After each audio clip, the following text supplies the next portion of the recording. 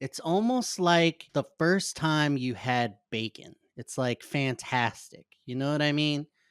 Do you know what I mean? No, Podcasting to me is like breathing. It's like air. It's the juice. You know, it's the juice. it's getting me through, Adam. Yeah. You are the arbiter of joy. 200 episodes. 200. Oh! Megadads Live is a mature rated podcast for the Megadads and Mega Moms, but not the Mega Kids. So put on those earmuffs and let's go!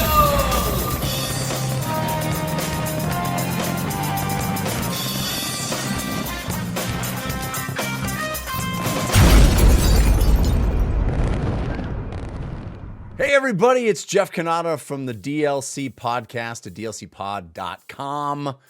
And oh my goodness, am I thrilled to wish all of Megadads, Adam and Antonio and the whole gang, a very happy 200 episodes of Megadads Live. I can't wait to see 200 more, 400 more. I have been so lucky to be in the orbit of Megadads over the years, to have some of the Megadads on my podcast. And I just love the notion of fun, fully grown. I think that is just a wonderful concept, to have fun be part of your life for your whole life, to have gaming be a wholesome, positive activity you can share with your family, with your friends, with your kids. It's something I do in my life. I like to say a moment enjoyed is not wasted. And that to me is what fun, fully grown really means. Congrats, guys, on 200 episodes. Keep it going. Best wishes to all of you. Keep the fun fully grown. Megadad's being super positive! 200 episodes. 200 episodes of podcasting and sharing about our lives and talking games and just trying to get through it. You know what I mean? It's been amazing for me. It's been fantastic being part of it. You put in the work, so much work behind the scenes, ladies and gentlemen, and everybody. You don't know how much Adam puts into Megadads. So much, and I appreciate it. I appreciate you, Adam. I appreciate Megadads. It's amazing. I can't believe it. It's like it's like a creation that's come alive. It's a podcast that I birthed through my vaginal canal. Yes, absolutely. You pushed, you did your kegels and all that, and then you just you strengthened the muscles, and you just birthed it out of your innards. It's a very strange journey to 200 on this show, because for the very, very, very longest time, this was a monthly podcast. Yeah. It took forever to get to episode 50. Like it took over 2.5 years to get to 50, right? And then I can't even remember at what point it must have been somewhere around like 125 or something, where we decided to, maybe even 150, where we decided to go weekly. And then all of a sudden, these suckers are just like flying out. Like I'm popping babies out like a Duggar. You know, it's like I've got like my TLC show. It's just like pop, pop, pop, pop, pop, pop, pop, pop, pop. So it's kind of weird in that, like, most things you can kind of track the trajectory of, when you're going to get to this, when you're going to get to this milestone, how long it took to get here. And so looking at 200 episodes, 11 years of podcasting, like it's just a very weird thing to wrap my brain around, but it has been a joy. And like we talked about not just a couple of episodes ago, how you hit your 100th episode. Couldn't do it without you. This show doesn't exist without your stank all over it. I feel like we've settled into a very cromulent podcast.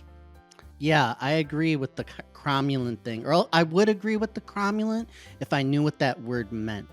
We're just like, we're hanging on. We're just hanging on. I think that it's been 200 baby steps, and I would challenge us to just go for it. Like these next 100 episodes, I just think that we should take it to another level. Get even more unhinged, bring even more energy. Credit to all the fans. If you've been listening for one episode or 200 episodes, thank you.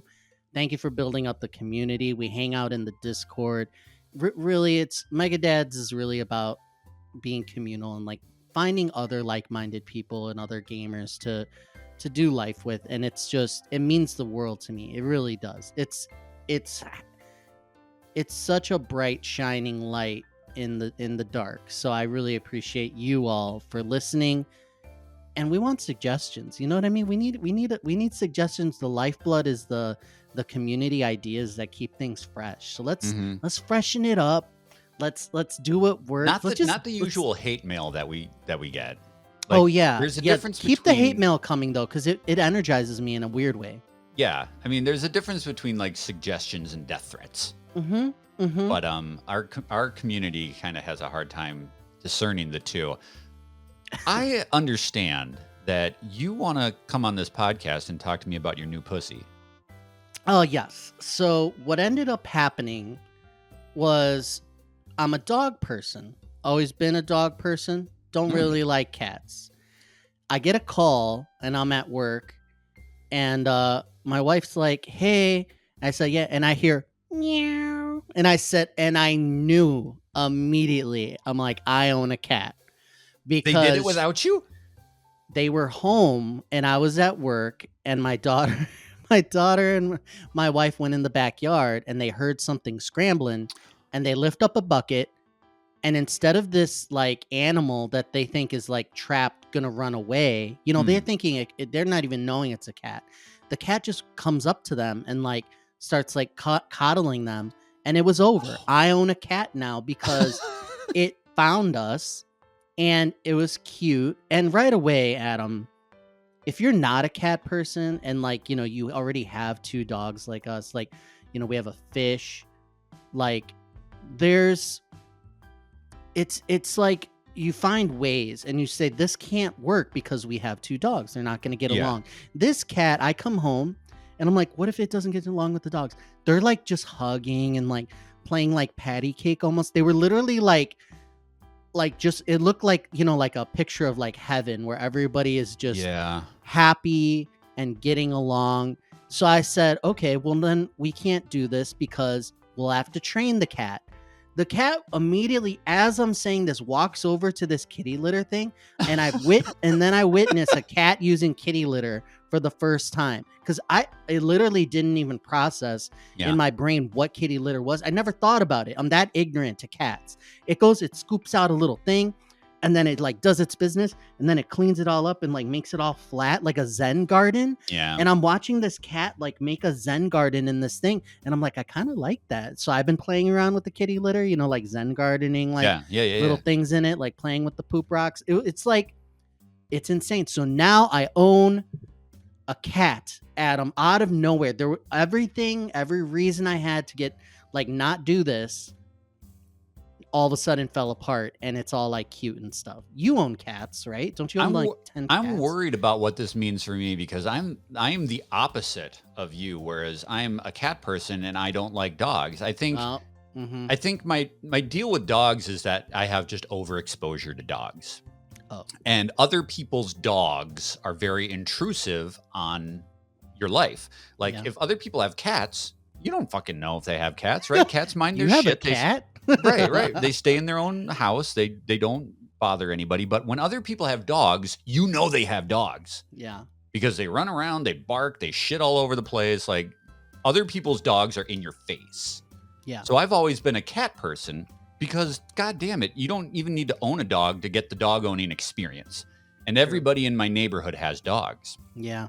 And every time, of course, you go to the pet store to get whatever.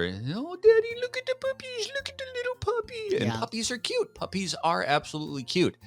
But then when you get them in your home, it's a completely different experience. So I'm worried about you seem to have come around on the animal that you didn't want. You bring up a good point. I mean, it's the survival like instinct of the animal to be as cute as possible, right? Yes. That's how it weaseled its way in. It's like, oh, like, because to me, like first thought, cat's aggressive, scratchy, right? Like just like kind of dangerous a little bit. That's just my own like Yeah. No, cautionary. you're absolutely correct. That's my default. And then Yeah. this cat, like for the first couple days, it's just like so nice and gentle or whatever. Since I got holes all over me, Adam. I'm like all bit and stuff. Now that it's Yeah. in, now that my wife has bought the little cat tower, now that it knows it's like, oh, I'm part of the family now. Now Yeah. it's getting a little rambunctious. At 3 a.m.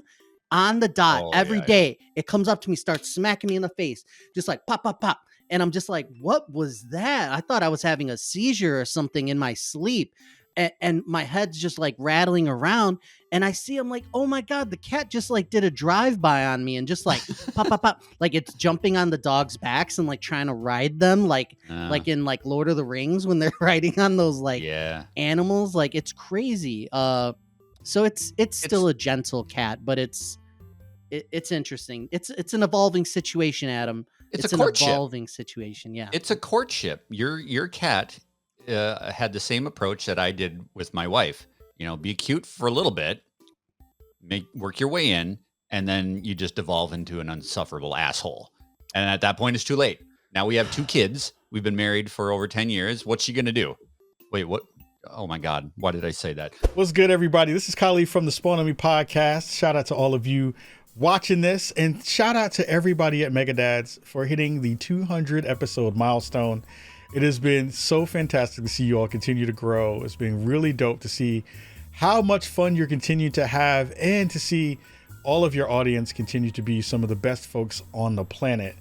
When I think of Fun Fully Grown, it really is a testament to all of you. I think all of the folks who are putting the show together, all the folks who are participating, guests included, continue to be some of the dopest folks on the planet. And it makes me really happy to see you all continue to still have that zeal for it, and have that zest for making really fun episodes and really fun content, and making one of the best podcasts on the planet. So I want to say massive shout out to you all, massive love to you all, Antonio and Adam. Again, this is not an easy thing. It is hard to grind out these episodes for this long. It is hard to continue to find that good energy that makes your show so fantastic. And I watch and listen all the time. So it makes me really happy to see y'all continue to make all of this dopeness happen. And thank you for having me be a part of it in any small way that I can. So massive love to you all. Here's for another 200 episodes. I'm ready for that to drop. You only have, you got a week. We got a week. Give me 200 more as fast as possible. But until then, much love to you all. Hope you're having fun, and talk to you all soon. Peace. In other news, our fish died. Is it related? Like, did they? Well, I was gonna did the soul of the fish get reincarnated into the cat? Who's to say?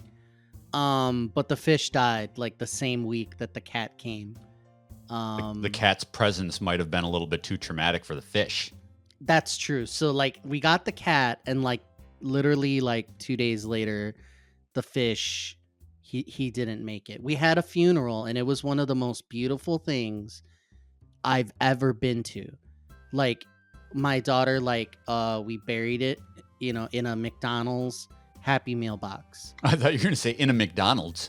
Yeah, we put it in because like we were picking out boxes. We're like, oh, we can do a burial, trying to teach her about, I was scared to talk to her about death, but she handled it very well and mature. And we were like, okay, you get to pick a box for the fish to get inside to be buried. And, we had this nice like wooden ornate box. We had one that was like kind of like a clear plastic. There was like 4 or 5 choices. And on the table was a McDonald's thing. And she's like, I'll take that one. And we're like, that's not one of the casket choices. That was just on the table. So the fish is in a McDonald's box. And like a chicken nugget box? What are we talking here? The Happy Meal box? That's huge. Well, they have little ones now. I don't know what okay. they're for. They're it's like a limited thing or something. Got so it. it's about half the size of the traditional Okay. box. So I buried this thing, and we're there, and I'm singing like Ave Maria, and she's like laying down like colorful rocks and like plants, and like we're saying a few words about this this fish. Yeah. The fish's name was Lilyfish, which is like my daughter's name. That's We're dark. like, what's her name? It's like Lilyfish. And we're like, no, but what's the fish's name? And it just stuck. So Lilyfish was with us for a couple years, and yeah, What's the cat's name? Gone too soon. The cat is a black cat with green eyes, and its name is Sprinkles. So it's devoid of all color, but the name is Sprinkles. So I had a strict rule when we got our 2 cats, was that I get to name these fuckers. I Okay, did not good. want the cats, but I knew that the kids were pretty young. I knew if I left it up to them, we would end up with something like Sprinkles. Yeah. So we What named are them your cats' names? Spoiler alert. Like, I don't Linus and think you've Lucy. shared. Linus and Lucy from the Peanuts. They're brother and sister. They- Linus and Lucy. Are they are brother and sister? They are actually brother and sister cats, yeah. Don't give me that look. I'm Peanuts not are a big delightful. Peanuts. I'm not a big Peanuts fan. I just don't understand the appeal. It's like, oh, there's Charlie Brown. Like he can't hit the football. Like wah wah wah wah wah. Like I just don't understand the Oh, I don't shit. get Look it. what you did. I don't get it. Look what you did. I don't like you or your people. Oh, my God. Okay, You look, brought- I don't understand. What's the appeal? Is it funny? Is It's it delightful. cute? It's little Like- cute. It's little cute children who use complex words and have neurosis. Charlie Brown is an insufferable depressant. Like he has He is. severe psychological issues, and he's like what 6? What's not to love about that? It's great shit. I like when they dance, I guess. Yeah, it's good dancing stuff. Good dancing stuff. All right. Well, you know what? I think What were we talking about? What is we're this? talking about dead This is a fish. We're talking about the playing 200th with cat episode turds. of Mega Dads Live. We are going to take Live. a live. It says live as it gets. We're going to take a pause. We're gonna have a stroke real quick. Jesus, Adam. We're going to what's throw wrong this with you? to a group chat that we had, where we have Eric, we have Clay, we have Antonio, and we have myself to discuss the closing of 2025 and what games that are on our radar that we have not yet got to that we want to, and what recommendations we have for other people on the panel or in our listening audience, games that we think you need to play before the end of the year. So we're going to throw it quick to that conversation, and then we're going to come right back. Hey everyone, my name is Todd Oxtra from the Fandom Foundry, previously from Secret Friends Unite. I've gotten to know the Megadads for quite some time, but specifically Adam. If you look in my background, these are all made by Adam. He helped us out in Secret Friends Unite, and then also on the Fandom Foundry. I was introduced to him by Bobby Pauls, and he said that's the guy you want to hire for your art. And since then, got to know the Megadads pretty well, all the great things I've done. Very proud of both Adam and Antonio, and it's amazing to see what you do, the fun times you have, and just to see dads and their kids coming together for a lot of fun. It's kind of amazing to see Megadads hit 200 episodes, and there's so much more to come.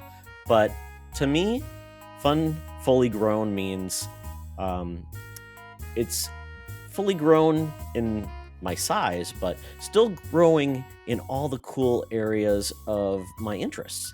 And that's what's great about the Megadads. They're continuing to do it. I'm continuing to do it through the world of podcasting.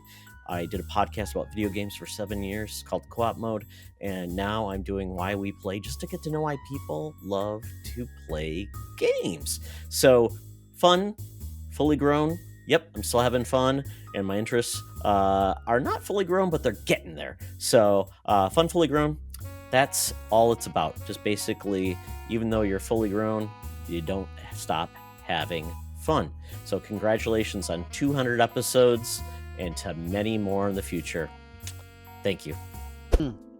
It got sloppy. It got super sloppy. Are we starting? Yeah, hey guys, welcome you- to Megadads Live no, episode 200. No, Look at no. this! Look at this beautiful panel we have right now for this segment. So, since this is episode 200, we wanted to do more than just Antonio and myself. Like people eventually, after 200 episodes, get sick of just the vanilla crew, right? Two dudes together is like so vanilla. You gotta spice it up. I got 4 dudes. 2 dads, 200 times. So I thought it would be appropriate that we're coming into the tail end of the year. It's going to be time pretty soon to start thinking about Game of the Year. It's time to start wrapping up what we're going to be playing. I don't know about you guys, but like I'm kind of like having to schedule my gaming for the rest of the year so that I make sure I get to the things that I want to get to. And that brought me to the realization that there are games that I have completely missed out on that I really want to get to before the year closes out. And then there are games that I've played that I bet a lot of people haven't, that I wanted to recommend. And this doesn't necessarily have to be like the best game that I've played. I'm not going to like, spoil my game of the year kind of thing, but games that I think people might be interested in if they gave it a chance. So I wanted to get a panel of dads, one recommendation of something you think people should play before the end of the year, and one game that you've missed out on so far that you want to get in before you make that decision. Does anybody here have like that whole, we know Antonio's got FOMO all the time, right? Antonio's missed games is probably like 45 games, but you guys have that like radar game of like, oh shit, it's almost the end of the year and I haven't played this yet, I better get to it. Anybody have that like I do? All right, it's time to derail. Everything was fine, but you didn't acknowledge how amazing these guys are who are with us right now. The I said mega they're team, beautiful. the mega team grew. I'm super pumped. I just watched the Megadad's recap of the last 100 episodes. Yeah. And you know what I learned? I learned we're nothing like apart. It's all about the team. Me bouncing off you. Clay, you've done amazing things with me, creating mini series on interesting niche stuff over the years. You're awesome. You're my rock. I step on you like a turtle, and you're like the rock that keeps me from falling into the river. Okay, and Eric, I don't think that made sense. Your energy that you've brought to the team this year has been fantastic. You care about people, you care about games, and the passion, it just shines through. So I just wanted to do that. And one Wait a more minute. thing, Whoa. Adam, Okay, thank you. you are amazing. You put a lot of work into MDL. Yep, this is true. A lot of work into Megadads. Uh-huh. And I'm so glad that you do it because it makes my life better. It makes a lot of people's life better. A little bit of ray of sunshine. All right, we can get back with Are the you episode. okay? I Are you wanted okay? to, I'm so pumped. I watched that 100 episode like best of recap, Yeah. and I was like, this is some good shit. We talked about when you murdered your turtle. Yeah. You murdered your turtle accidentally. Well, Like that's cinema. here's the thing. Pure cinema. Here's the thing. When you have 200 episodes of a podcast Yes. and you have a half-hour episode to show best of clips, Yeah. eventually, out of like the 200 hours, 400 hours, 500 hours, whatever the hell it is, you can get a half an hour of good content out of that. And you take the 100%. whole, you can trim it down and get 30 good minutes. We can get back to games. I'm sorry. I just needed to glaze everybody a little bit. I just needed to bring the Megadad celebratory excitement to this whole thing because it's a celebration. Everybody, get pumped. All right, back to games. Are you okay though? Like I don't are I you don't good? play a lot of video games, so I'm not going to be good with this topic. Go All on, right. Clay. You were going to say something. Clay, jump in here. Shut this guy up, would you? No, I wasn't gonna say anything. I was just sometimes you just have to let Antonio just kind Tire He himself Just out go, of tire man. himself out. like a yeah. toddler. Yeah. Just let him do his fit, and then he'll shut up for 5 minutes. Tune him out, let him rant, and then bring it all back together. All right. It's well, appropriate let's, though. Thanks for the gas, man. it is very It's it is back very at nice. you. It's back at you. There's all different sorts of glues and cements here in the Megadads community. Adam holding it at the top, and it's just cascades down the energy. So thank you, Antonio, for the hype. Yeah, absolutely. Need it. Literally, that's your name. It's I, it's a good thing that we have somebody on this panel who has feelings and emotions and is able to convey them like Antonio, because I was just ready to get straight down to business. Yeah, she's like, you gotta massage it first, Adam. You gotta massage it, get it ready. I play a lot of I start a lot of games and don't finish a lot of games, so I have sampled a lot. But if it's okay, I can start with the one that I missed. Can I start with that one? Yeah, go for it. Claire Obscure, Expedition 33, which is like a very long title. I was not in the mood for the turn-based game at the time it's available on Game Pass is super accessible to me. And it just so happens that this one that it like wasn't right for me at the time ends up being at the top of a lot of people's game of the year list, which I'm like, I sampled a lot this year. A lot came out. And I just, not only that, but I'm kind of proud of myself because I didn't dip into the like watching gameplay, watching breakdowns, watching Yeah. a whole lot of reviews. So it's pretty much like a decently like unknown thing to me right now. So that's my like biggest shame, which happens to be like a huge game, is Expedition 33. That's like my number one. But I don't think I'm alone because I've talked to other people and a lot of people kind of missed out on it. Did any of you play Claire Obscure? It's actually the title that I selected as well for my missed game. Well, I have a backup, so I no, that's fine. I don't have Game Pass. So this was, and I did not get a code. So this was very much like a budget thing for me, where it's just like I was getting other opportunities to cover games on the site, and that's kind of how things go. That's why I haven't played Ghost of Yotei yet. And I didn't put that one as my game because I know I'm gonna jump into that before the end of the year. But I feel like this is gonna be a title that is just gonna go by me. It's gonna be what last year was Grand Blue Fantasy. I never got to that, and I've regretted it ever since. This is going to be that game for me that everybody talks about. It looks like it's super my jam. A great RPG, a brand new IP, and I just totally missed it. Totally missed it. On the inverse, that is my game that I What? selected that everybody should play. Oh, here we go. Believe it or not, that's the one that I was looking at my list. I was looking at, like you, Antonio, I start a lot of games. I sample a lot of games. I was wavering between that and Kingdom Come Deliverance 2 because I never experienced the first one. But I fizzled out like halfway just because it's such a big game. But yeah, Claire Obscure is not my jam. Turn-based RPGs are not my jam. I've dabbled a little bit this year. But that one, there's a narrative, there's an approachability. It kind of has a lot of elements from other types of games. Like there's some Souls-like elements there where it's hard. It's not an easy game unless you put it on easy. Dad mode, I call it. That's the one. Gotta do it. But it'll be there. Did it make you cry? Yeah. The end. That's what I've absolutely. heard. Anytime The I ending hear I got. Yeah. Yeah, that there's only 2 games in recent memory that made me cry. It's that one and Silent Hill 2. I got the ending that really kind of fits my past life. I was like sobbing. It evoked emotion, and when games do that, they sit up there. Yeah, Antonio knows that about me. If a game makes me cry, it's like Daddy wants to cry. That hits me. That hits me. That's a good game. What about you, Clay? Any interest in Claire Obscure? I don't even know what that game is, so I'm just here for the hangs, you know. So That's awesome. That's fair.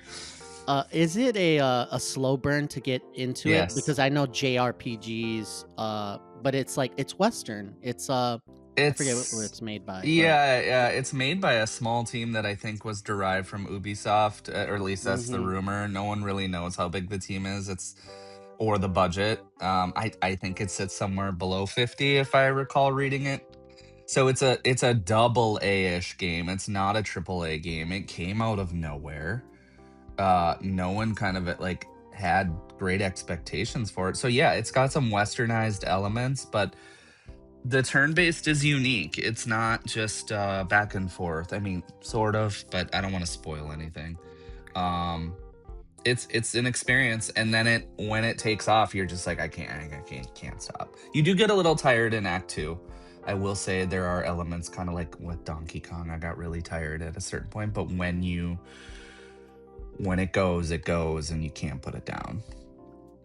It's definitely a shame then if you missed it, kind of like me, and it being a slow to start RPG kind of like hurts it, but I have to do it, right? Especially before the end of the year. It's been a great year, and if that's one of the best games, I really need to try it. There's if you've no got excuses. Game Pass, just do it. No excuses. No excuses. Clay, what's your missed game? My miss game is a little game called Lego Voyagers. That I don't know came if you out guys. this year. Okay. Yeah, it hasn't been out very long. I don't know if you guys are aware of it, but it's a two-player co-op adventure game where you play as a one by one Lego brick. There's Oh, a red right. one and a blue one, and you just kind of are traversing these Lego levels. It's kind of like any co-op game where you're kind of working together to get through these puzzle stages, getting across layer or levels and different challenges, basically. This looks Um, really cool. This was not Yeah. on my radar at all. Yeah, and I saw it and I was like, "Oh man, that looks like a really chill, just easygoing game." If you got, kids, I feel like this would be a great one you could play with kids potentially. I don't know how high the skill level gets on it, but in the earlier stages, it looks relatively simple. I actually sent it to Antonio a couple times, like, "Check these out, man. We could play this," and he wasn't really wasn't vibing with me, and so I excommunicated him from that invite. And I have a local buddy here. I think me and him are gonna get together on a Saturday at some point and grab some beers and just see if we can beat this thing in one sitting. But I don't know. I kind of like these kinds of games where they're a little simplistic, but it's something fun that you can play with another person. It is one of those games that if you own one copy of it, another person I think can play with you without Ah, having to I buy love it. that. I love that. Yeah, That's isn't that nice? huge. Like Split Fiction and what's the other one that was so popular a couple years back? It takes Yeah, two, I think. approachability and yeah, exactly. The accessibility to not force somebody else to spend $20 to $50 is huge. I love the art style, which It's is like beautiful. the soft shading and the tilt shift and it just looks it looks beautiful. Very simplistic but stunning. I get Yeah. a lot of these Lego titles like mixed up because they do release a lot and then they have these hidden gems where they do a good job. This year it was Lego Party as well, and that got raving review scores. It's like a I've Mario never heard Party of that light. either. There's too many Yeah. games. It's under the radar, but Oh yeah, both of these 4-player Lego party games, game. it's supposed to be really good. It's supposed to go head to head with like Mario Party and be like have very good ideas, very good mini games. So Lego Voyagers, Lego Party are just like they just kind of under the radar, like fell to the side thing, but they got good reviews. Like they're good games. Wow. It takes a lot to stand out. But I love that isometric view, same as everybody else. Like Mhm. it's Legos are fun. Like this year, I'm gonna try to get Lily into like Legos, not like the big fat box, but now I just want regular like the old school like a bucket of pieces. And I think that Lego like it's just such a nostalgic thing and they've video gamedified or whatever if that's a word it like Not it a word. very well. Like they keep mixing it up. I mean, they had the Horizon game. Like this looks awesome. This Yeah, co-op thing looks awesome. it Lego does. Voyagers, it looks cool. Super Dang. cool. Eric, what was your missed game? Oh, that's such a tough one. I've been marinating on this since Yeah. you posed this. As somebody who's dabbled in so many, like the easy answer is just finish the things that stuck on you. But if I had to say one, I think. You do have to say one. You Oh do. man, Just it's one. such a hard. I Look at would 'em. think Down right to the wire. now it'd be Hades 2. Okay. No, Because that's huge, yeah. I decided to play Hades 1 about a month ago, and I Mm. didn't 100% it, but I definitely like beat it a couple times. Yeah, and this one's like critically acclaimed. It got 10s. I tried the whole Silk Song thing and it didn't, like Antonio, it didn't hit for me like the first one did. It just got too hard for me. But yeah, I think it's Hades 2. I gotta do it before the end of the year because it is approachable, it is digestible, it is affordable in this economy. $29 for a game is, it's not nothing, but it's certainly more digestible than 70. There's something really weird in today's gaming landscape where all these games and a lot of these big games, like this is a huge game, but it's been on early access forever. So I feel like For like a year. I at feel like I've least. heard people talk about Hades 2 forever in the respect that they're playing it. I'm playing. And like it just came out, right? Like it just Yeah. Yeah, it officially. actually comes out for Switch 2 on November 20th, but It's it so weird. dropped last month, I believe, in 1.0. So it kind of got out of early access, and I couldn't tell you how much they added. It sounded like a Right. lot, and they've already supported it and updated it several times and added little things and tweaked it. So I really like when a developer, you know, so many just get out of early access and that's it until they have a huge update. And I love that these guys are like, keeping with it and trying to make it better and better. Yeah, that's my game. That's my game. Antonio, is this your kind of game? Hades? I have fun with these like quite a bit. The roguelikes have to like hit a certain special sauce of like being fun, like in the moment, and also like keep you going. The repetition has to be okay. Like I just played Deep Rock Galactic Survivors. Good and game. it didn't come out this year. This is what I wanted to talk about, like for in this discussion, but it's not 2025. But that I played like Balls X Pit, like I played all these things. For some reason, Hades, I like it. It just doesn't hit on all cylinders for me. I did play quite a bit of the first one. Like I got into the story, started meeting the characters. I just didn't want to do another run. I don't know why. Like the combat is good. It's just not addicting. Like it's like, okay, I'm gonna kill more. Even the pickups, it's like, okay, it just maybe it didn't seem as fresh to me. I'm Yeah. not sure. I'm not I don't sure think what it was gets wrong. complex enough. Like Ball Pit, that's my most recent addiction.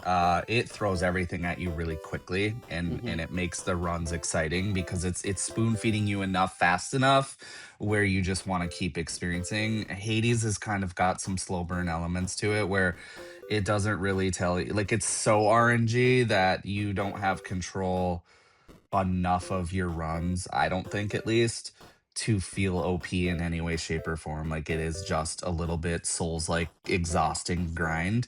So like when you start another run, you're committing to 20, 30 minutes. And there's some slogged areas, That was my only critique of Hades 2, is there's a couple of areas where it's just like, oh my God. You I gotta give don't them want to do credit. this again. Like they've done great on the other half. Like there's the combat, and then there's this like story thing, this The element of story's like good. characters and like how it's written is like really good. Like and you don't need that. You don't need that for most roguelikes. It's like some like deep story part, but they found a way to do it, and they're reaping the success. People love Hades too. There's something about the idea of runs in games that really it's like when somebody says Souls and I check out. Like I don't want anything to do with Souls experience. And the idea of doing the same thing over and over and over and over again generally just like really turns me off. However, my recommendation for a game that somebody should play before the end of the year is actually one of those types of games. It's not a combat game though. This is Blueprints, and this is a I game. knew you were going there. This is a game that, like, on paper, I should hate. This should not be an Adam game whatsoever. The idea of continually doing the same thing over and over again. And sometimes you progress, and sometimes you do worse than you did last time, and it seems completely random. But there was something about the fiction, and there was something about the world of Blueprints that captivated me hard for a long time. The art style is stunning. Art style is stunning. It looks like you're playing through like an old classic 1980s Clue board game, like the world that you're walking through. And the way that it unravels itself just organically, like you learn the language of the game as you play it. And I love that. I love that in games where the game doesn't necessarily hand you directions or instructions as to what to do, but you organically just learn the language and how to get better at it.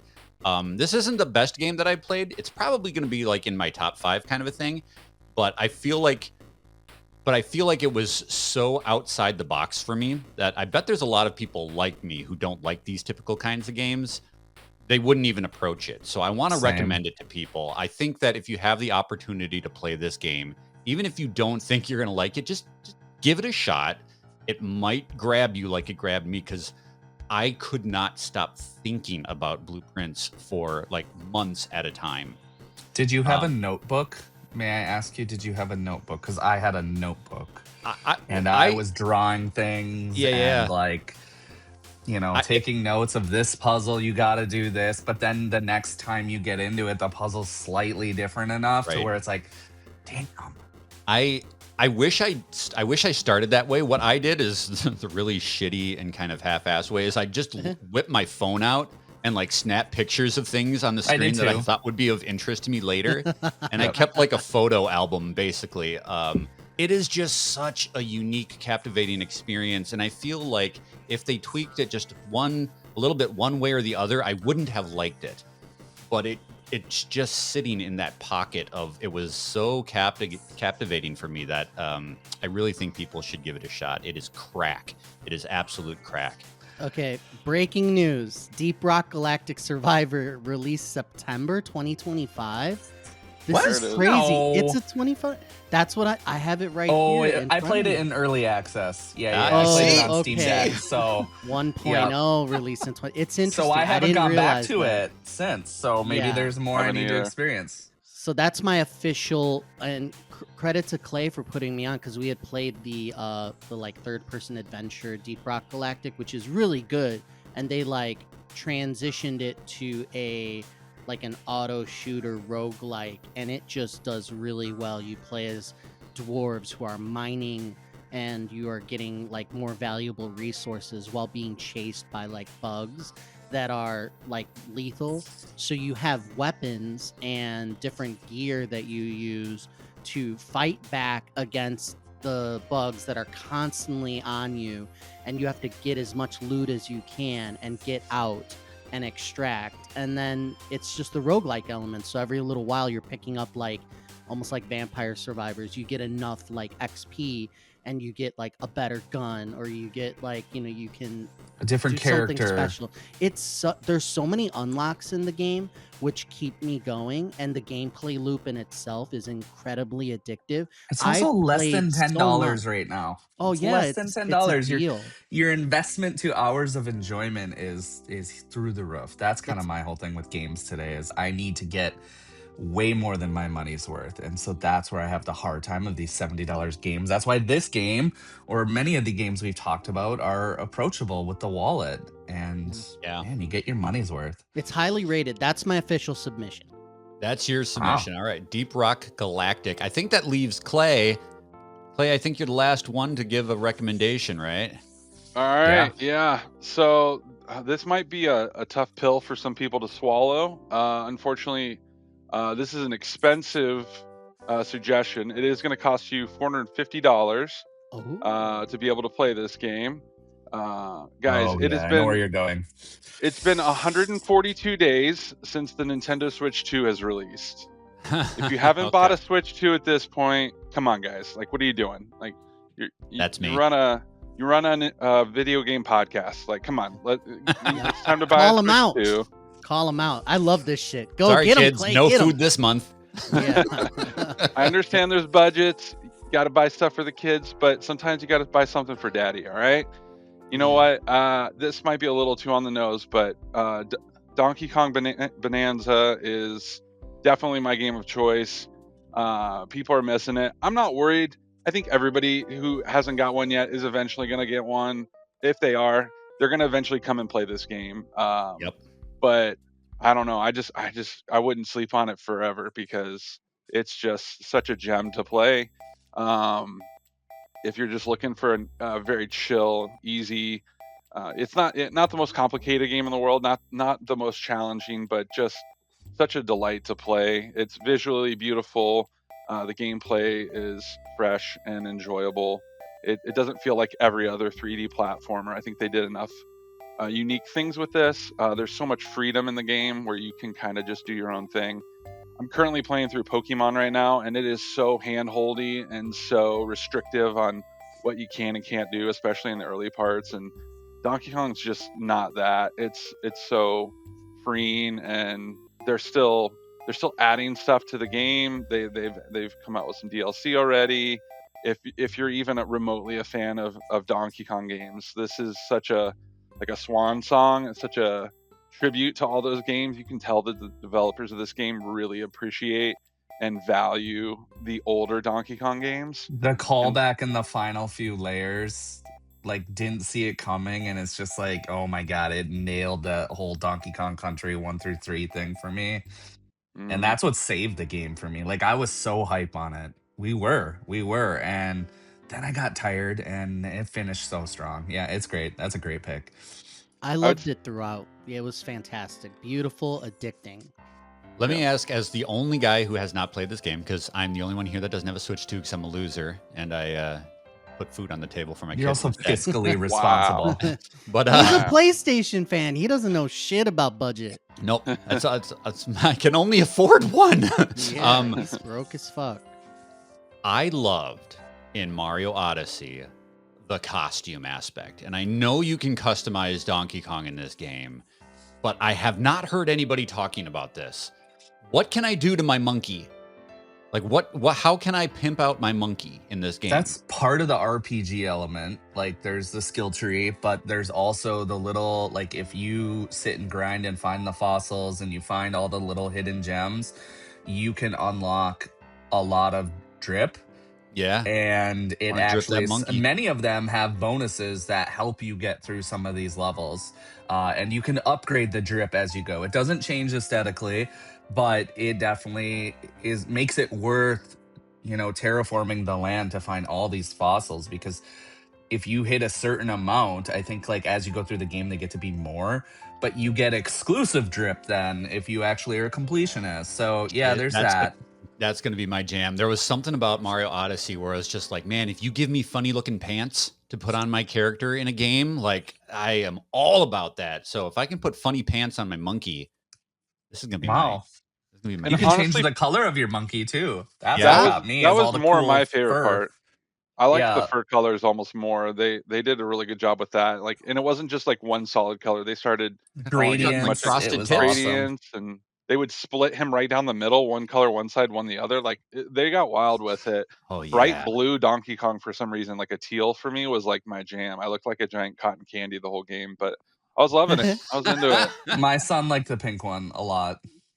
Yeah, Nice. It was That's what I'm great. talking about. my daughter just kept wanting to change the costume and the colors, and I did too. Like, for some reason, seeing Donkey Kong doing the fur color swap and getting a different tie was just, they nailed it. I mean, it was great. And then the Bonanza like transformations that you change physically into like a zebra and you can run around in an ostrich or whatever it is. The Like, snake. these animals that you change into, like, you look cool, and you need to use them for certain things, and they're fun. Like, the abilities are like really fun. So yeah, it nails so much. It honestly does. It's games are so It's accessible. beautiful. You said there's so many great games. Eric said that there's so many cheap and accessible games that people can play right now. Um, it's an abundance of riches, and I think we're gonna leave it there. So thank you guys so much. We're gonna hit back to the regular vanilla segment for the rest of the show, and we'll be right back. Congratulations, Mega Dads. Shout out to Adam and Antonio for hitting 200 episodes on your flagship series. Someone who has been around the block for podcasting, I can say that is an incredible achievement, and you all should be so very proud. And I have loved watching you guys over the years, whether it's doing your extra live streams, covering the latest news on your weekly show, or just playing games with your kids. As somebody who loves seeing this community come together, it's inspiring, and I am just so happy for you all. And if I were to say what fun fully grown means to me, I'd say, as somebody who has played video games her whole life, sometimes a little bit more in secret, It's being out and proud about what you love and sharing it with other people who love the same thing. It's so great to see other adults and especially parents who can share their love of video games and pass them along responsibly to their kids. And I hope to do the same with my little one. So, once again, congrats on 200, and I can't wait to see what you do with the next 200. Much love. I think that was a great chat. I loved it. We should do more of that. The group like tossing the topic around. I like it quite a bit. And everybody's different. Like I realize like everybody has a style and things that they enjoy and things that they get to because we can't all get to everything. So shout out to Clay, shout out to Eric. That's awesome. I learned two things during that conversation. One is Clay has a deceptively sexy body. Oh yeah, he's like super fit. Like he like, you know, I think he's on some type of cool diet that's like helping too. He looks trim and fit and down for fun. And I was surprised. Not to say that I expected him to be a slob, but like I think when you hear somebody's voice Mm-hmm. and like maybe you just see their face, Yeah. like you imprint something. I mean, people listen to this podcast. I'm sure that they listened to my voice for years before they saw my face, and they're like, "That's what he looks like." Yeah, that's jarring. But my face is always jarring. We've covered this extensively. But then I get Clay on the call, and he's just like, Yeah. "Oh, I was just doing my crunches, and now I'm." Yeah, he's one of those warrior like lumberjack people. Like he's got Yeah. that beard that's just like, you know, like you can tell me what to do. If you tell me to do something, I have to like a lot do of it. authority. You know And what then I mean? The You're second thing that I alpha. learned is that in Eric's sex dungeon, Yes. he has an inflatable bouncy castle. Yes, he's And- working on that beautiful home and has like different hidden rooms. It's great. I feel like over the last few months, the last time that I saw that sex dungeon, it looks like it's in the exact same state that it was in last time I saw it a few months. Only now he's added a bouncy castle. Yeah. So Making the important improvements. yeah, the important stuff. And I just wonder, like, what do you think it would be like to get down in a bouncy castle? So we bought one early on. Lily, must have been like 1 or 2, and we bought one, and it wasn't like very expensive with one of the mini ones, and we Yeah. put it in like our basement. Later on, we would take it outside in like the summer, and it was good. We still have it. It held up. So bouncy things are cool. I think the bouncy technology has gotten so much better than when you and I were young. Now they have the water ones where it's like a bouncy thing with like a water feature and like a Fountains that water shoot out of it and stuff. slide, Yeah. or they'll have like a basketball hoop like in there, like built in, or the ones where it's like American Gladiators and you like run through like an obstacle course and stuff like that. Like bouncy technology is insane for real. You want to talk about a video game? Sure, you let's wanna- talk about games on Mega. I found the perfect game. I was saying to myself, man, I've got all these codes that I'm getting from developers right now. It's the end of Yes. year season, so it's just Yeah. raining codes on me, right? Codes. And I, like an idiot, went out and bought a game rather than playing the games that I'm getting the codes for. I went and bought a game with my Bought the dollars game. Wow. because I saw this and I was like, this is the perfect blend of stupidity and absurdity and frustration that I think really embodies the Megadad's live experience. And today, we're talking about baby steps. Crap. You ever seen one this big? Oh, Jim, It's 250 stories. you like these stairs, huh? Well, I don't just like them, I made them. Oh, proud of your work. This is my masterpiece. They look okay. It's not about looks, it's about function. Yeah. Just look behind. Yeah, there's a nice cliff path back there. I might take that. That looks better. You can't. It's too hard for you. It's not that hard. They call it the man breaker. The man breaker. Yeah, because many men have been broken trying to get up that thing. Trying for years, practicing. Listen, you know, I'm going up the man breaker. I'm going to scamper up that man breaker without falling once. you're just going to be bashing your head against this thing for the next 5 years. It's not going to take me 5 years. It's I'm not gonna going get to up take you 5 years because you're going to break down and take the fucking stairs. Give me until 5 p.m. Mate, by hook or by crook, you're taking these stairs. I swear I will never take these stairs. Look, if that's how you feel, Nate, I forbid you to take these stairs. You can't forbid me. I forbid you to take them. You can't forbid. You swore. I'll take them if I want. You s- I won't. I won't. I Well, can, though. No, you can't. I can. You can't. If I wanted to, I could. Look, I'm heading up there now, but if I see you scampering up these stairs after you've sworn that you won't, Yeah. you have to call me Lord. What? What? Because I am Lord of these stairs.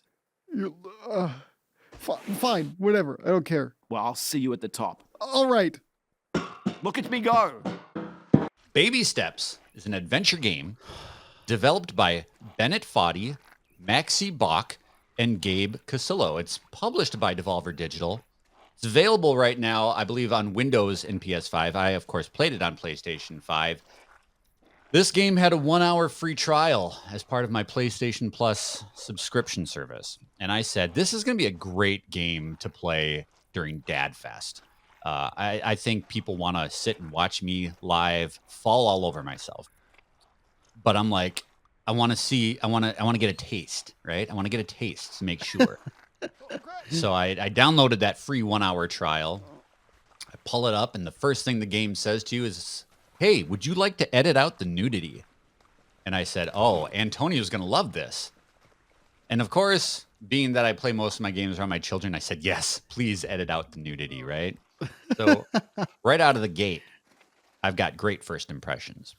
Baby Steps is about this just weird, socially crippled man named Nate who looks stunningly like a young Jesse Waldack. Yeah. And he is dressed in onesie pajamas, barefoot, sitting in his basement playing video games when he is teleported to a magical realm. Because why not? He appears in this magical realm in his onesie pajamas and his uncombed hair, and immediately comes across this wandering traveler who offers him help. He's like, hey, buddy, you look like you're just sitting here in your underwear and you're barefoot, and like, I'd like to offer you some help. And Nate, throughout this entire experience, doesn't want help from anybody. He doesn't want this guy's map. He doesn't want shoes. He doesn't want food. He is like averse to accepting help from anybody. End of the road, Nathan. Jim, Jesus! Don't do that! You'll progress no further. Don't kill me. Not without one of these lanterns. That's okay. I'm all right. I'm sure I'll be fine. Nah, mate. It's blacker than the inside of a cow in there. I'll just crawl.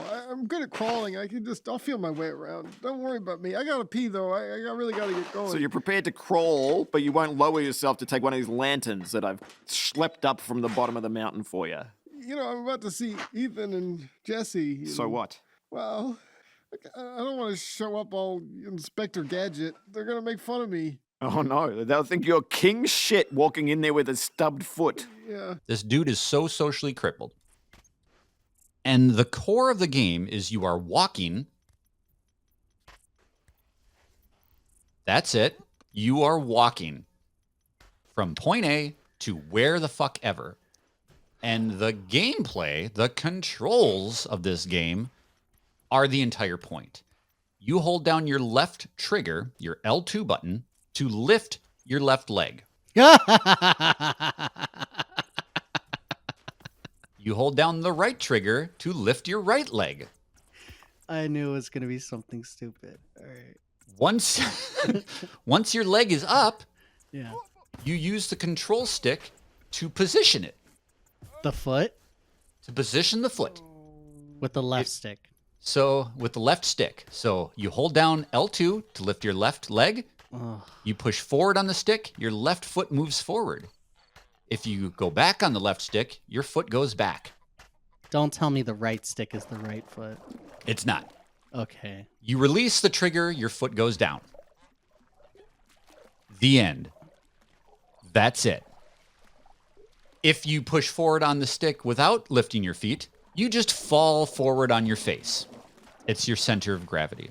Oh, that sounds terrible. The entire game is about learning to walk and progressing through this world with a series of challenges such as stairs, stepping over a log, going down a muddy slope. All of these things sound incredibly mundane, and they are, until you incorporate the challenge that your brain has to figure out how to trigger, stick, trigger, stick. How do you move your right leg? You skipped it. How do you? You right trigger up, Right. lifts the right leg, and then left stick forward. So the left stick is always going to be moving you forward. Right stick is your camera controls, just like in any other game. So click the right R2 button, you lift your leg, move the stick, your right foot goes forward. Release R2, your foot goes down. Click L2, your left foot goes forward. Hold forward on the stick, your left foot moves forward. Release L2, your left foot goes down. There's no Rinse way I'm and gonna figure repeat. this out. No. Rinse and repeat. No. Walking on level footing, like on smooth ground, is not that much of a challenge. You will fall repeatedly because like you think you're getting into a groove, and then you get a little too comfortable, and all of a sudden you trip on yourself because your feet will collide with each other. So if you move your left foot forward and a little bit to the right, and then you try to lift your right foot, you're going to trip on the left foot because they will collide with each other. You start to go upstairs. Maybe there's a sandy incline and the sand is like shifting under your feet. It gets very challenging. You'll be going across bridges, like broken bridges where some of the boards are missing. So you have to be very strategic. You'll get to the point where you're walking up posts, just like vertical posts, and you have to put your foot on top of the post and then your other foot on top of the other post. Very slowly and intentionally making your way through these environments. And the game has no checkpoints. Oh my god, I am totally out. I was trying to follow you for like a little bit. You're going up this mountain. No. You'll get to like a save point where they'll give you a little bit of story, right? And like anytime you turn this game off and turn it on, you're exactly where you left off. But if at any point you get up this mountain and you fall in the river and get washed down the river and fall down the waterfall, you're at the bottom and you cannot reset your game to go back to where you were. You have to walk your fat ass back up. It is both simultaneously hilarious and mind-numbingly frustrating because everything that you do takes forever. And the game is just like wide open. He didn't accept the map, so you have no idea where you are in the world or even necessarily where you're fucking going. Yeah. So you might be like, oh, I'm going to go all the way to the right side because I think there's something over there. You walk slowly, stupidly, tripping about 50 times to the right side, and you just end up back where you started, and that whole experience was a complete waste of your time. If I wanted to be frustrated, try my best, and like get nowhere, if I wanted that experience, I'd just get up in the morning, Adam. Yeah. Okay. Yeah. Like, I don't understand how this is a game. Like, I tried the Chain Together game. I don't know what the name of it. Maybe it's called Chain Together. We bought it on Switch. Clay and I was like, we were playing this indie game where you're chained up to a second person and you both have to like get up and keep climbing, and you fall and then there's no checkpoint. I'm pretty sure there's no checkpoints. And if you fall, you're just all the way down. You just kind of keep having to like coordinate together. And I've played Human Fall Flat, which is have fun trying to control your body. Gang Beasts is another great party game where you're doing this kind of like, oh, it's difficult to control, so it's fun. And it works sometimes. Yep. But this looks terrible. Not only our does it look 200th terrible, episode, and you decide to bring out a walking sim on me? The graphics, a walking sim that looks like crap. Talk about the graphics. Let's look at it. The graphics look like a PS3 game. This They're terrible. looks like I made it while asleep. There's basically no music. No, it's not that bad, but actually, I don't think there is any music at all. So a lot of times you're just walking in silence. They didn't even put music. Is there voice acting? There is voice acting, and every time you fall, he'll be like, No. But when he meets other people in this world, the other people in this world, let me tell you, that's where the nudity comes in. There's one character that every time you get to like a checkpoint, right? You get they're not checkpoints because they don't actually check your point, but they're like little story chapter moments. He comes across these kettles that have like slop in them. And of course, because he's a social idiot and he has no manners or whatever. He just starts eating the slop out of these kettles, but they all belong to people. And he meets them and they're like, hey, are you going up the mountain? He's like, oh no, yeah, I'm just walking this way. And blah, blah, blah. He's an idiot. And they'll be like offering him compasses, offering him gear, and he doesn't want any of it. So you can't accept. He's Cannot. automatically Cannot accept any help because he's such a They're- fucking idiot. They're offering you guys help. Okay, got it. But there's this one character that I come across. I get up these. There's this giant like stone castle structure, and I'm getting up the stairs, and I can see the torch. I can see the kettle coming up there. I reach the top, and sitting there at this campsite is this donkey human hybrid. It's like a man's body with a donkey head, and he's got a dress shirt on, no pants, and his legs are spread wide open. Dick just flapping in the wind. Rookie, you made up the stairs. Didn't think you had it in ya. Jenny, yum, yum, yum. You ate them. I ate up the stairs. But the road's out. Oh, bummer, bro. Yeah, but no worries. Just jump across. Oh, jump. You want me to jump across? Yeah. That sounds good. Yeah. I'll catch you. Wait, I gotta do a quick pee first, bro. Yeah, me too. I'm holding a little pee. Okay. Yeah, but no. We can go together. Go to the bathroom Yeah, together. no. Let's just right off the edge. No. 3, 2, Wait, but just, 1. Bro, you're not doing it. You're not doing it. Come on. I'm running out of pee. I'm running out. No. I'm sorry.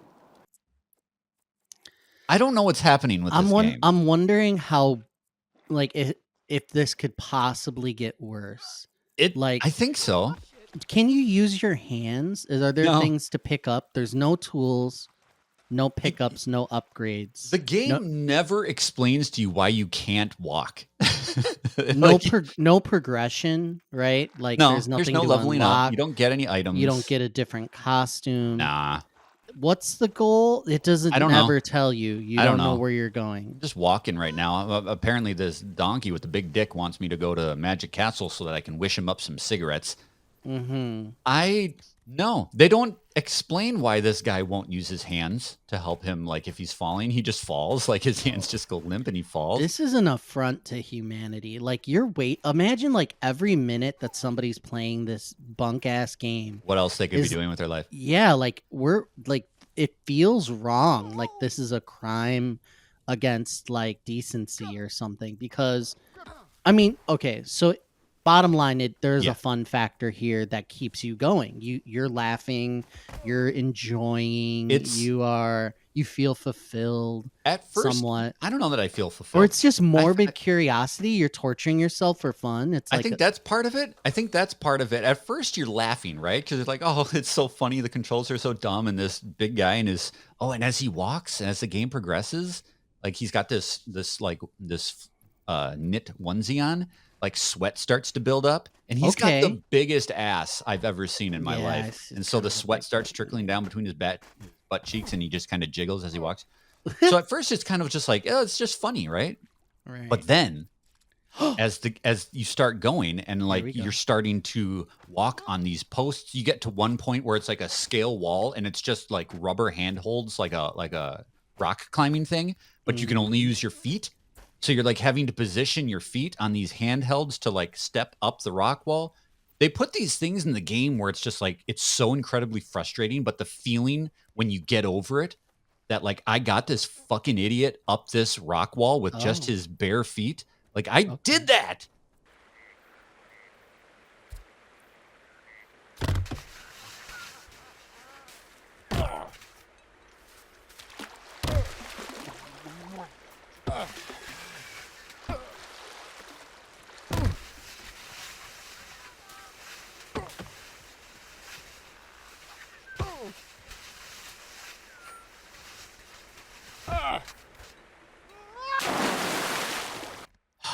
I don't know why I'm playing this game, Antonio. I was just about to say, like, it's weird because, like, there are games that are just so commercialized, so, like, repackage what always worked, like, violence and, like, oh, let's hear another shooter, another whatever. And then there's unique games. Then there's the ones that are out of the box. This is Devolver Digital. They're, like, kings of, like, knowing weird, right? And Yeah. weird sells as well. It's Yeah. niche, but there are these concept games.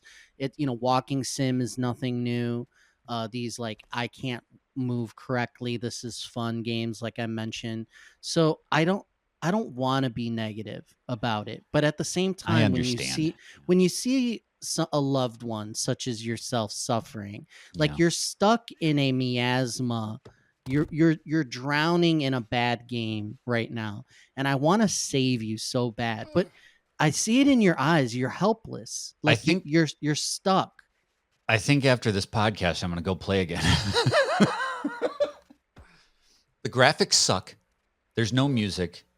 The game actively discourages you exploring the world that you're in. Like it's a bad idea to ever like try to get more out of the game.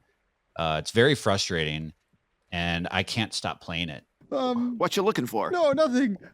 Sorry, it was the ball. I don't have it. Oh, well, no worries. I got my camp cup. Oh. Here you go. Oh, okay. Yeah, thanks. Here. Oh. Oh, shortstop. Here, you take some. Oh, none for me, thanks. Oh, why? Oh, yeah, I don't like what it does to me. Gotcha. Yeah. That's fine. There he is, Nathan. Oh, hey. Nice looking cup. Oh, thanks.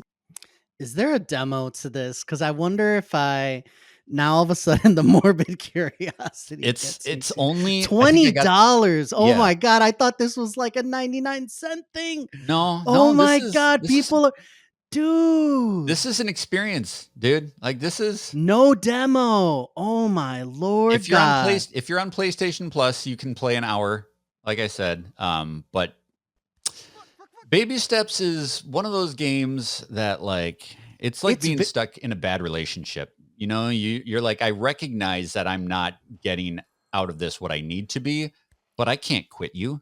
I can't quit you, Baby Steps. You're part of me.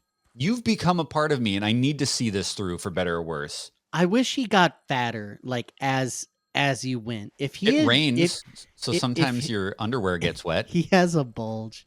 This Yeah. is fuck. If he got fatter as you went, I would completely change my mind and go game of the year. There's a character who offers you a cup because you're eating out of this slop bucket at every campsite, right? And he's like, "You want this cup?" "Oh, no, I don't need a cup. I don't need it." He's like, "Are you sure you're trying to eat? You're just using your hands. You're burning your hands." Because he's like sticks his hands into the burning pot because he's an idiot, right? The next time you get to a camp, you see the back of this character at the slop, and he's eating. The character who offered you the cup comes back, and he's like, "Oh, I see you didn't keep my cup." And Nate slowly turns around. Nate's the character.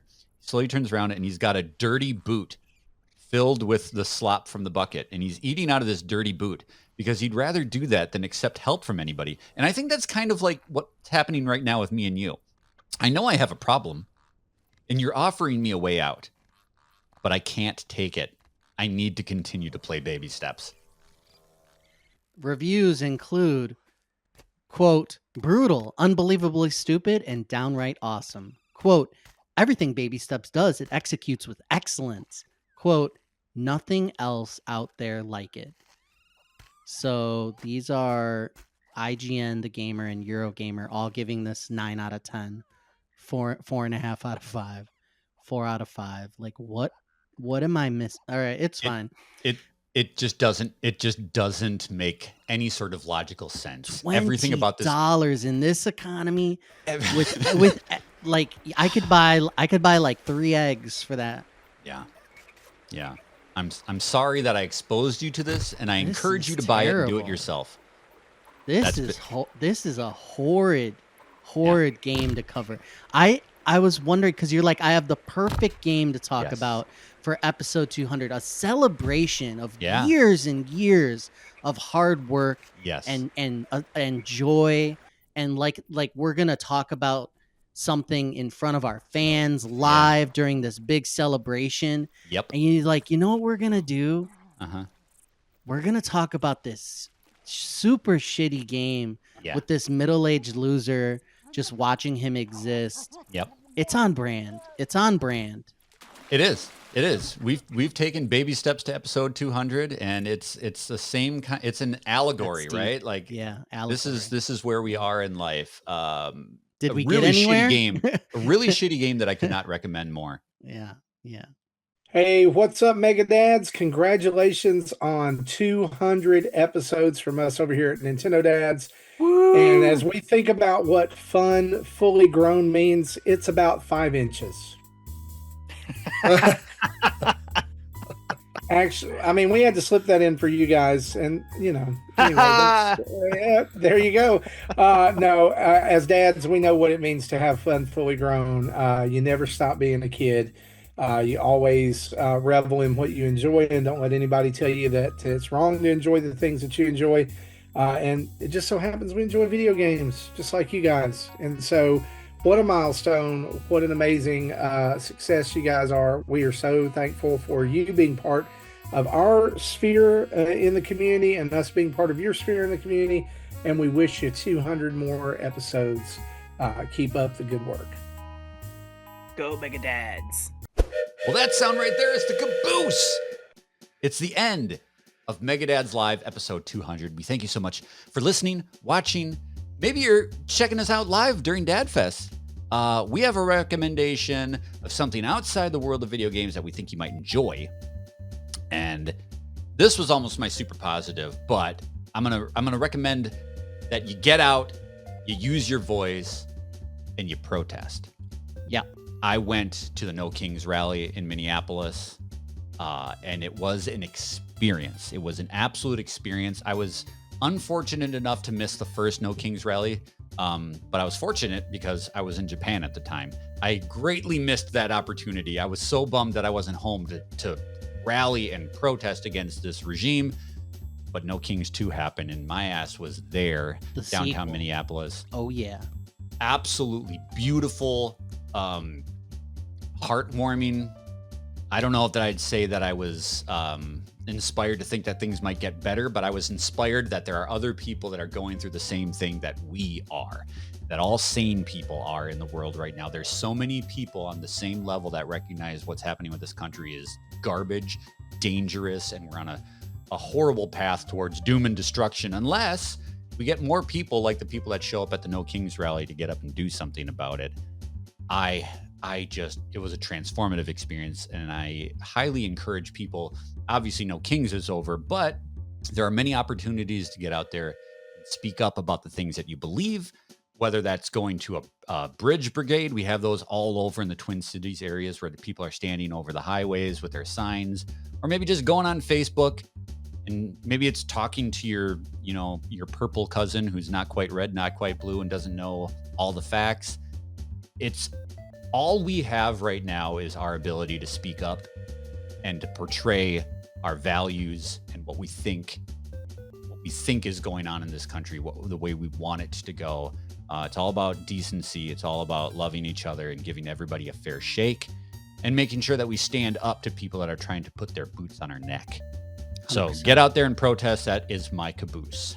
I was out there as well, and I came away feeling like what I said is like, I'm not alone. It's a fact. I see it. I saw it out there.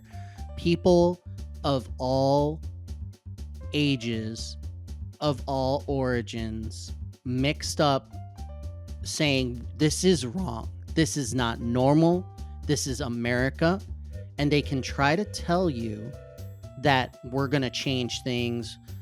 All of this that we've strived to be is like worthless. We're in charge, but the people are in charge because there's more of us than there are of them. If everyone, unfortunately, you got to get active. You have to wake up. You have to be involved in politics in the process because it matters. As you can see now, there's not everyone's the same both sides. I'm not saying there's not issues and that, all politicians, lie, that type of thing. The cynicism got us into a place now that is very dark, and you have to stand up for basics, basic human decency of how to treat human beings, standing up for the Constitution. Very simple but foundational truths. They still exist if we all will it to. Power to the people. You are not alone. This isn't normal. There are others like you who are upset, and you have to do something. You don't have to be out there in the streets every day, but do a little something. You have to. The time is over for sitting on the sidelines. A little bit. You don't have to do too much, but just Google it, ideas. There's this chart I saw recently of like, there's people on the front lines. There's people who are just like replenishing others, who are saying, just say something kind to somebody today will make a difference of putting light back into the world when they're trying to drain it from us. Any little number of things, if you can donate a little bit financially to something that's going on, do it. If that's too much of an ask, a little bit of your time talking to people who are purple or on the fence. A lot of us are in information silos, so just not being afraid to talk about it. I was honestly getting afraid for a while to speak on these things, saying, am I alone? Am I isolated? Am I crazy? I am not. You're not. Let's bring it back, and we can do it, and we can all do it together. The other thing I want to do for my caboose, I went and saw Brit Brigade. I don't know if you're familiar with this, Adam, but this was the concert you were going to go to, right? It's a concert. They play live music. It's a full band. They play video game music. They play the full soundtrack of a playthrough of F-Zero and Super Mario World. That's what I went to, was these two games soundtracks being played live through. That's so cool. They do Mega Man. They do all sorts of amazing other stuff. But I happen to go to this one because Super Mario World is one of my favorite games of all time. They also have someone live on stage playing the game, and it's blown up on a big projector screen. So you're watching the band rock out, and you're watching a live playthrough. The music that's being created for the game playthrough is all live, but the visual is the person playing the game. They are speed running the game and playing it at such a high level. We're talking F-Zero and Super Mario World. Like, they are speed running, getting through the game in the time that it, in the concert, time frame. And they are pulling off amazing feats and things in the game. And let me tell you that if you're not too familiar with F-Zero music, it's great. The way that they elevated these songs was absolutely fantastic.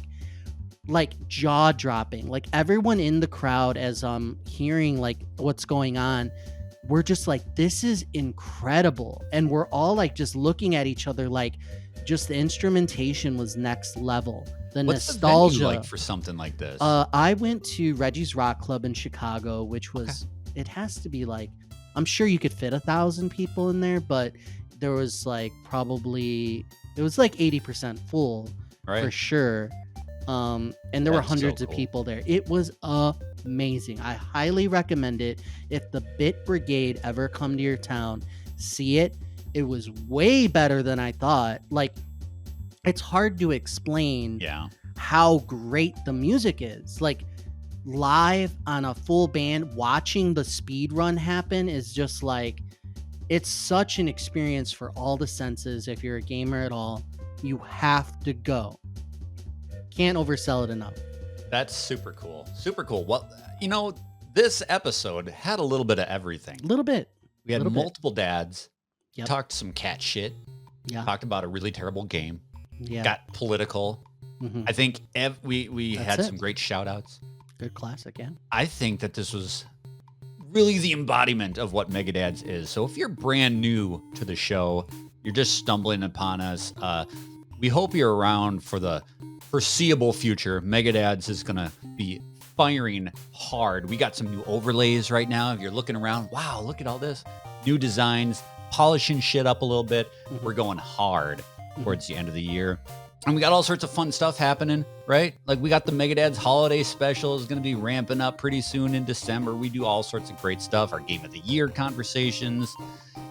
We have so much fun at Megadads, and I couldn't do it without Antonio, my bro, my buddy. What do you think, Adam? Another 100? You want to go another 100?